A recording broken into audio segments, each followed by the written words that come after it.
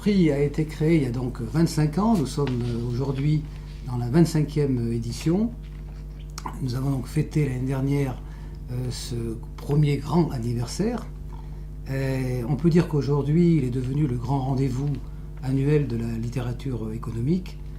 Et il réunit chaque année à Bercy, après avoir été situé au Sénat, entre 300 et 400 personnes du monde de l'économie, de la finance, de la banque, de l'industrie et des universités. Pour faire paraître un ouvrage en économie, ça nécessite un investissement personnel très fort. Or, le retour sur cet investissement est faible, puisque on va dire qu'une parution normale en économie financière, en plus, c'est de l'ordre d'un millier d'ouvrages, ce qui est extrêmement faible.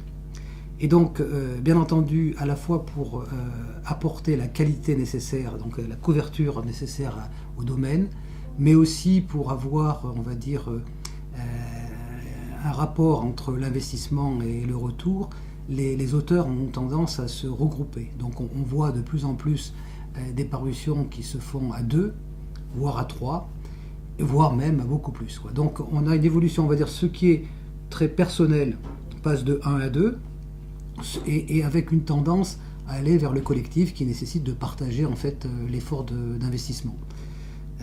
Faut faire avec. Alors ça veut dire que les productions ne sont pas exactement les mêmes que celles qu'elles étaient dans le passé. L'avantage, à contrario, c'est que vous avez une couverture et on dirait un nombre de parutions qui est plus fort que si on s'en tenait simplement, comme par le passé, à la recherche fondamentale. Alors ce cru est intéressant cette année parce qu'il est très complémentaire par les domaines d'activité sur lesquels chacun des auteurs a écrit.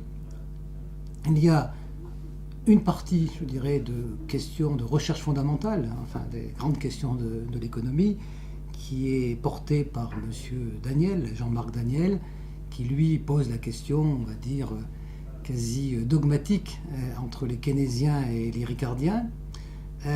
Et donc trois autres auteurs, eux, sont plutôt dans les domaines d'influence, sur le sujet des domaines d'influence des grandes zones économiques, la Chine, l'Amérique, la Renaissance américaine, tandis que le cinquième de ces auteurs, lui, aborde plus le sujet de la politique industrielle.